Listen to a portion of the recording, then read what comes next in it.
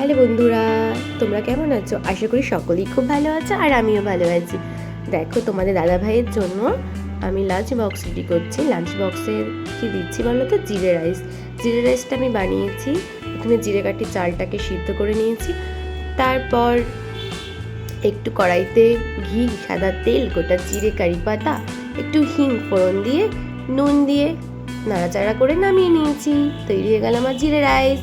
আর যদি ভিডিওটা দেখতে চাও অবশ্যই কমেন্ট করে জানিও, ভিডিওটা দিয়ে দেব। আর তার সাথে করেছি ছানার কোপ্তাকারি। দেখো ছানার কোপ্তাকারিটা কেমন হয়েছে বলো তো? আর ভেতরে একটু পুরো দেওয়া আছে কিশমিশ কাজু। যদি ভিডিওটা ভালো লাগে অবশ্যই লাইক করো, কমেন্ট করো, শেয়ার করো। আর লাঞ্চ বক্স এটা তোমাদের কেমন লাগলো সেটাও আমাকে জানিও। দেখো, এটা এখন আমি বসিয়ে আটকে দিচ্ছি।